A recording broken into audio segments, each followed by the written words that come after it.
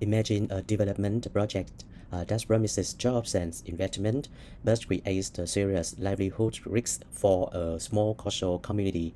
That is the governance dilemma I analyzed today in Malaysia, using the Penang Silicon Island case. My topic is social participation, social impact assessment SIA, and developers' rights.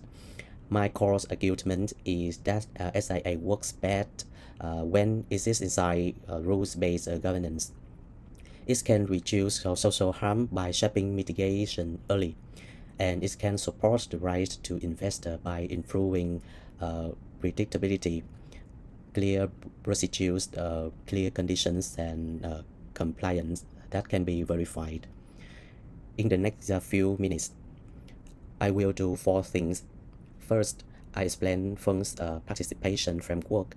Second, I outline Malaysia's legal and governance chain for participation and SIA. Third, I apply this to the Silicon Island evidence.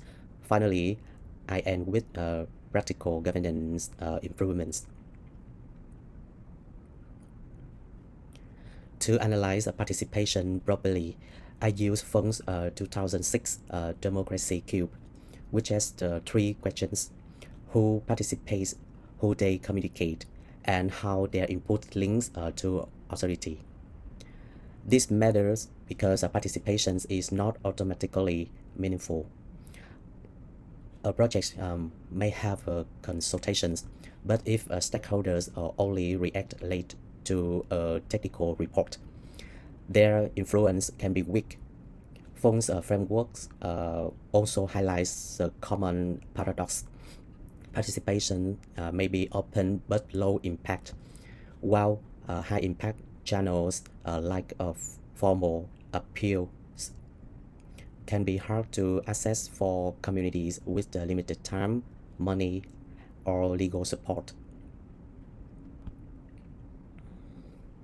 Malaysia's system offers a useful governance chain under the Environmental Quality Act and the EIA Order 2015. Some prescribed activities required public display and public comments. On the plan side, Act 172 requires the development proposals reports to include analysis and mitigation for social impacts. Then, a social impact management plan (SIMP) translates SIA into delivery responsibilities, eligibility rules, monitoring, and grievance handling.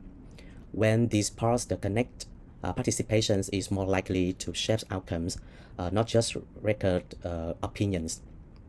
This is important because many social impacts like stress, loss of identity, of changes to local livelihoods do not appear clearly in market prices.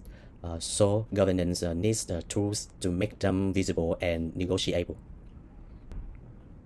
So how does this governance change play out in the real world? The Penang South reclamation PSI trajectory shows distinct practices. In September 2021, the appeal board set aside the earlier EIA approval after fishermen raised objections. This show participation can have real authority when it's linked to formal review channels. Later, reporting in 2023 described the project being scaled down to persist only with Island A, Silicon Island, offer framed as about a 49% reduction in scope. The key point is that developers' rights should not mean guarantee approval. In sustainability governance, it is better understood as the right to the predictable, rules-based process. This is where conditions matter. Reporting in 2023 described the EIA approval as being subject to many conditions, often cited as 71, including continued SIMP implementation. That turns social risks into clear compliance expectation.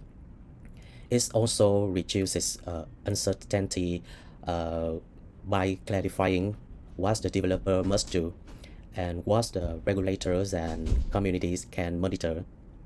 So the next question is, this system change outcomes on the ground. We see several implementation signals. A World Bank hostage presentation reported that the fishermen acceptance increased from 3.5% to 40.5% after mitigations were included.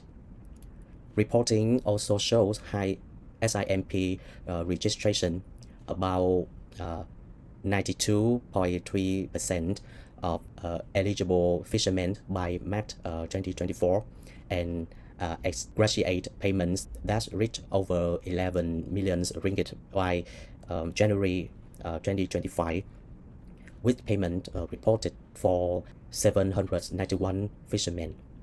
These figures suggest a plausible pathway. Structured mitigation can reduce harm, while predictable conditions can reduce uncertainty for the project. However, compensation is not enough on its own. SIA credibility depends on monitoring, adaptive management, and accessible grievance mechanisms, especially if impact exceeds projections. So, the governance lessons is to improve participation earlier in scoping and alternatives, strengthen transparency of conditions and monitoring results, and embed adaptive triggers in SIMP concretely. This could include publishing a simple compliance dashboard on key SIMP commitments, reporting grievances, case and resolution times, and clarifying what additional support will be triggered if fishing income and catch indicators fall below agreed baselines. In conclusion, Malaysia's experience suggests SIA and participation contribute to development not by eliminating conflict, but by governing it.